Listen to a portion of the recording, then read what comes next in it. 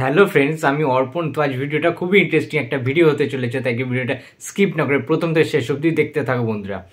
তো সুপারস্টার দেব, এখন যে দেব একটা দারুণ স্মুথ একটা রাস্তা দিয়ে যাচ্ছে, প্রত্যেকটা সিনেমা প্রায় ভালো রকম বিজনেস করছে, বক্স অফিস কালেকশন দিচ্ছে, বাট সেই দেবের 2024 সালে অর্থাৎ এই বছরটা কিন্তু খুব ভাইটাল একটা বছর হতে চলেছে এবং খুব কঠিন। আমি যেটা আমার পার্সপেক্টিভ থেকে যেটা দেখতে পাচ্ছি আর কি, সেটা আমি তোমাদেরকে আজকে তুলে ধরবো যে কি ভয়াবহ পরিস্থিতির মধ্যে পড়তে পারে দেব এই বছরে। তার কিন্তু বিগত বছরগুলো বেশ স্মুথলি যাচ্ছিল, দারুণ কিছু হিট দিচ্ছিল, সুপার টুপার ব্লকবাস্টার দিচ্ছিলেন, বাট এই বছরটা কিন্তু মোস্ট ইম্পর্ট্যান্ট একটা বছর হতে চলেছে দেবের। কেন, সেই কারণটা নিয়ে তোমার সাথে আজকে আলোচনা করব।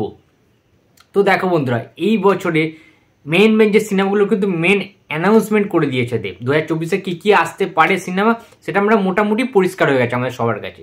যেমন ফার্স্টে আসতে পারে পুজোয় যে ছবিটা, তার নাম হচ্ছে টেক্কা, সৃজিত মুখার্জির। এবার সৃজিত মুখার্জির সাথে দেবের কিভাবে কি কম্বিনেশন হয় সেটা কিন্তু জুলফিকারের মতো হবে না, অবশ্যই হবে না। তার মানে সেটা একটা বিশাল মাল্টি স্টারের সিনেমা ছিল, যেখানে মুখ্য চরিত্রে জুলফিকার আহমেদ, প্রসেনজিৎ চট্টোপাধ্যায় ছিল, তার ডানহাত ছিল দেব, এদিকে কৌশিক সেন ছিলেন, পরমব্রত ছিলেন, যিশু ছিলেন, প্রচুর প্রচুর কিন্তু অ্যাক্ট্রেসরা ছিলেন।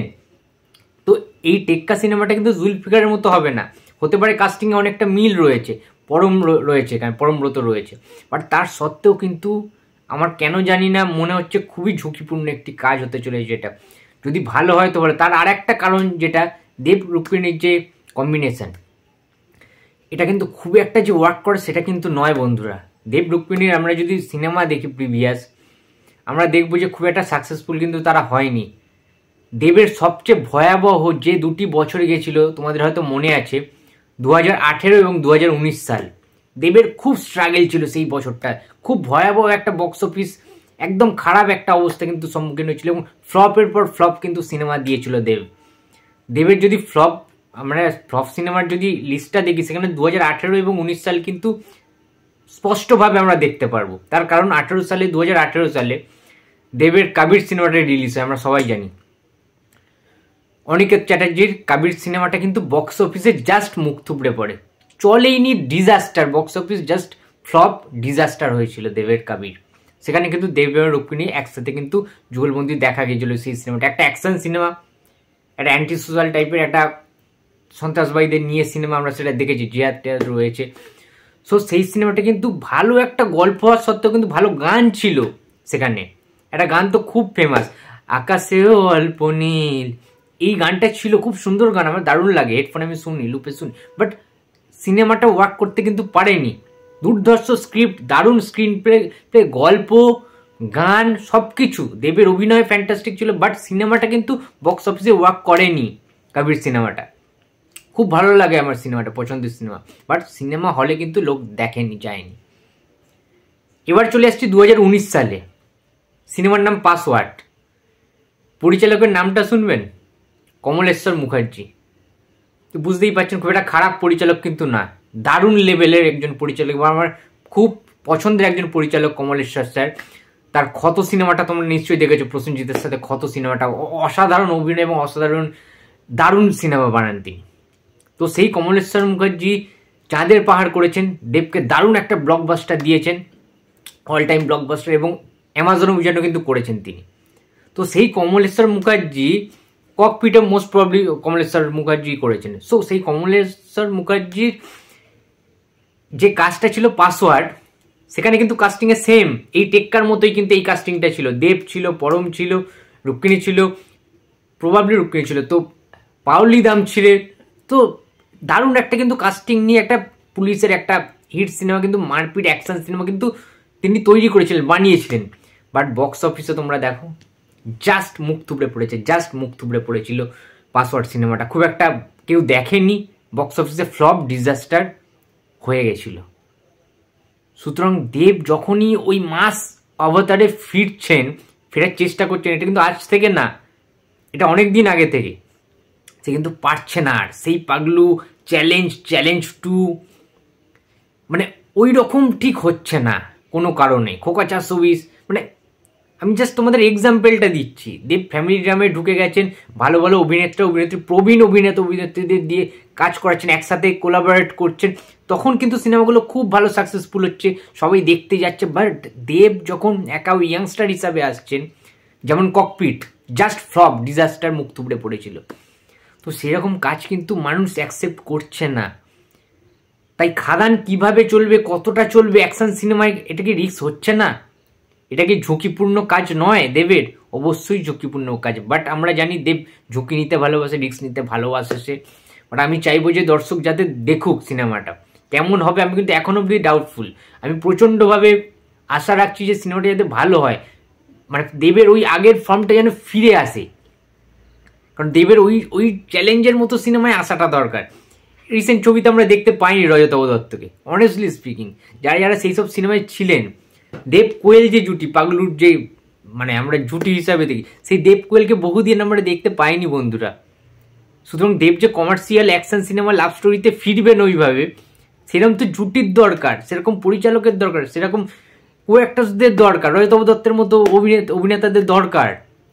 সেগুলো কোথায়? যার জন্য কিন্তু দেব একা ওইভাবে আসতে পারছেন না, সেই তাকে চলে যেতে হচ্ছে ফ্যামিলি ড্রামার দিকে একদম, যেখানে প্রেম ভালোবাসা রোম্যান্টিক ওরকম নাচা গানা কিছু নেই। তখন সিনেমাটা হিট হচ্ছে, দর্শকরা যেটা চাইছে মেনলি, তারা যদি সেইভাবে দেখতো কবির, পাসওয়ার্ড, ককপিটের মতো সিনেমা, তাহলে কিন্তু বাস এইরকম হাল হতো না। দেব আরও ভালো ভালো কিছু কিন্তু দারুণ দারুণ অ্যাকশন সিনেমা কিন্তু করতে পারতো। বাট এটা খুবই দুঃখজনক একটা বিষয়। আমি চাইবো যে খাদান সিনেমাটা যেন ভালো হয়। তো আমি জানি না সুজিত দত্ত কীরকমভাবে ডাইরেকশান দেবেন, কীরকম পরিচালনা করবেন, বাট সুরিন্দার ফিল্মস সবসময় অ্যাকশান ফিল্ম, ভালো সিনেমার, কমার্শিয়াল সিনেমার পাশে সর্বদা দাঁড়িয়েছে সুরিন্দার ফিল্মস, তো কিছু বলার নেই আমার।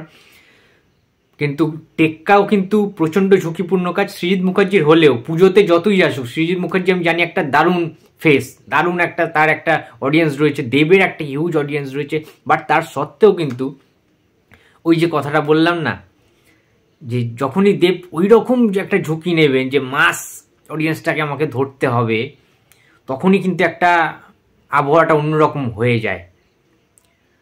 আমরা জানি যে সৃজিত মুখার্জিরও কিন্তু সব ছবি যে একদম বিশাল কিছু সাকসেস সেটা কিন্তু নয়, সৃজিত মুখার্জিরও সিনেমা কিন্তু ডিজাস্টার রয়েছে। এমনটা নয় যে সৃজিত মুখার্জির প্রত্যেকটা সিনেমা সুপার টুপার ব্লকবাস্টার হিট, সেটা কিন্তু নয়। সমস্ত মানুষেরই ভালো সময় আসে, খারাপ সময় আসে। বাট আমি পার্সোনালভাবে চাইবো যে টেক্কাও যাতে দারুণ চলে, এবং খাদানটা কখন আসবে আমি সেটাও বুঝতে পারছি না। পুজোয় যদি টেক্কা আসে, খাদান কি তার আরও আগে আসবে নাকি তার পরে আসবে, কোন টাইমটা আসবে? কারণ পুজো শেষ হতে হতে আবার ক্রিসমাস বড়দিন পড়ে যাচ্ছে, তখন আবার অভিজিৎ সেনের সাথে সিনেমা আসছে, বেঙ্গল টক্সের সাথে অতনু রায়চৌধুরীর সাথে দেবের যে একটা তিন মূর্তির যে কাজ বারে বারে সাকসেস পেয়েছে, প্রজাপতি সাকসেস পেয়েছে, প্রধান সাকসেস পেয়েছে, তো আবার কি তারা আসছে? আবার তো তারা আসছে আমরা সবাই জানি ডিসেম্বরে। বাট তাহলে খাদানটা কোন জোনটাতে তারা রিলিজ করবে? 2024 সালের, তার মানে জানুয়ারি থেকে মার্চের মধ্যেই কিন্তু খাদানকে রিলিজ করতে হবে।